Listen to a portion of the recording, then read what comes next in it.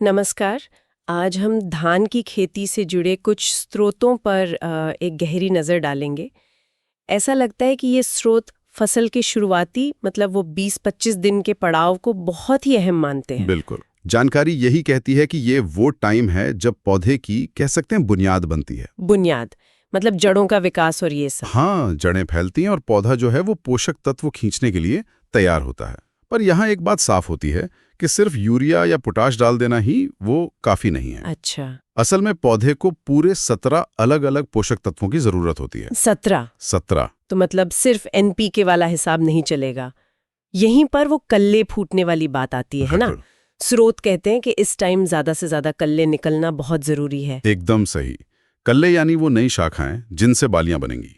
तो जितने ज्यादा स्वस्थ कल्ले होंगे उतनी ही ज्यादा बालियां आएंगी और पैदावार भी उतनी बेहतर होने की उम्मीद। लेकिन अक्सर इसी स्टेज पर 20-25 दिन पर दिक्कतें भी तो आती हैं, जैसे पीलापन वगैरह। हाँ बिल्कुल, पीलापन दिखता है, पौधे ठीक से बढ़ते नहीं या फिर वो पत्ता लपेट सुंडी लग जाती है। स्रोत इशारा करते हैं कि ये सब अक्सर पोषण की कमी के ही लक्षण होते हैं।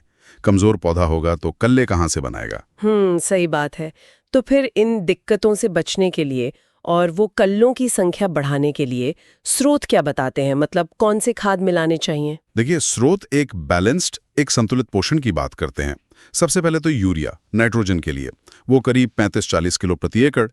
क्लोरोफिल और फोटोसिंथेसिस मतलब पौधे के खाना बनाने के लिए ये जरूरी है। हाँ, यूरिया तो डालते ही हैं, लेकिन पूरी बोरी एक साथ नहीं डालनी है ना? नहीं नहीं, एक साथ नहीं।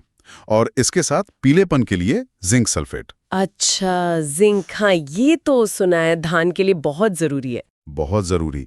जिंक की कमी आम है, तो अगर 33% वाला जिंक सल्फेट है तो 5-7 किलो काफी है, और अगर 21% वाला है तो फिर 10 किलो प्रति एकड़ डालना ठीक रहता है।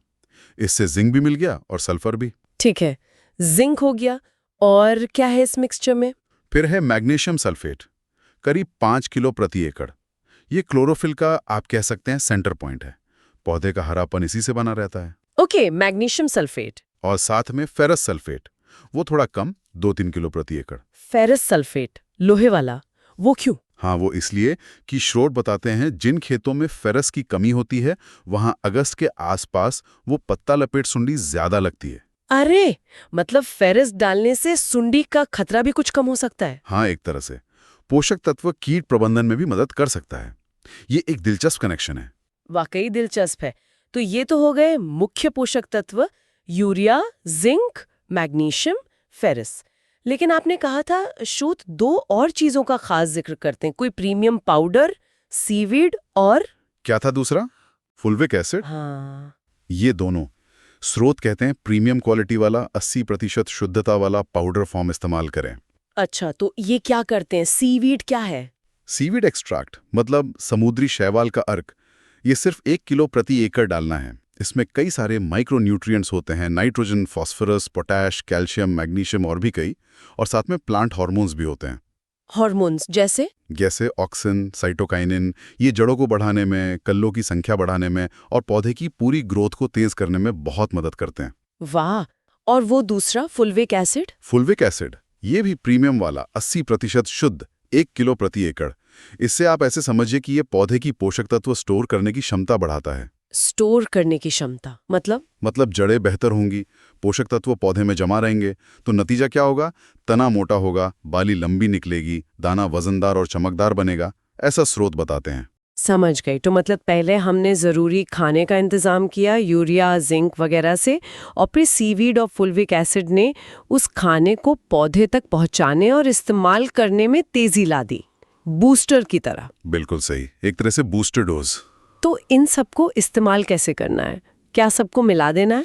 हाँ, तरीका सीधा सा है। ये सारी खादें urea, zinc sulphate, magnesium sulphate, ferrous sulphate और साथ में वो 1 किलो सीविड पाउडर और 1 किलो फुल्विक एसिड पाउडर, इन सबको एक प्लास्टिक की शीट पर डालकर अच्छी तरह मिक्स कर लें। ओके, मिक्स कर लिया। फिर खेत में जहां पानी खड़ा हो मतलब नमी हो, वहां एक समान रूप से छिड़क दें, बिखेर दें। ठीक है। और अगर वो पत्ता लपेट सुंडी का डर हो, मान लीजिए अगस्त का महीना है? हाँ, उसके लिए भी सुझाव है। अगर डर है तो इसी मिक्सचर को बनाते समय इसमें कोई दानेदार कीटनाशक जैसे फिप्रोनिल हुआ या क्लोरेंट्राप्रिल, वो करीब 4 किलो प्रति एकड़ के हिसाब से मिला सकते हैं। अच्छा, तो खाद के साथ ही कीटनाशक भी चला गया? हाँ, एक ही साथ दोनों काम हो गए, पोषण भी और सुरक्षा भी। ये तो बहुत कारगर तरीका लग रहा है, मतलब एक ही मेहनत में सब कुछ। बिल्कुल। और स्रोत तो ये भी कहते हैं कि ये मिक्सचर डालने के सिर्फ 7 से 10 दिन में ही बढ़िया रिजल्ट दिखने लगते हैं। सच में? इतनी जल्दी? हाँ, कहते हैं खेत में ऐसी रौनक आ जाती है कि शायद आस पड़ोस वाले किसान भी पूछने लगे कि भाई इसमें डाला क्या है। कमाल है। तो संक्षेप में कहें, धान की फसल जब 20-25 दिन की हो तो स्रोत ये सलाह देते हैं कि urea, zinc sulphate, magnesium sulphate, ferrous sulphate के साथ साथ वो प्रीमियम वाला सीवीड और फुलविक एसिड का मिक्सचर डालें। हाँ, ताकि कल्ले ज्यादा निकलें, जड़ें मजबूत हों और पौधा एकदम स्वस्थ रहे, हरा भरा। बिल्कुल। सही कहा। और यहाँ एक बात और सोचने वाली है जो इन स्रोतों से निकल कर आती है। हाँ, बताइए कि इस तरह का जो संतुलित पोषण है, जो हम शुरुआती बढ़त पर फोकस कर रहे हैं, क्या ये आगे चलकर फसल को, मान लीजिए मौसम बिगड़ गया या कोई और दिक्कत आई, तो उन तनावों को झेलने के लिए ज्यादा मजबूत, ज्यादा लचीला भी बनाता है? ये बहुत अच्छा सवाल है। मतलब शॉर्ट टर्म फायदे के साथ लॉन्ग टर्म मजबूती भी। हाँ, इस पर आगे सोचा जा सकता है। ये एक दिलचस्प पहलू है।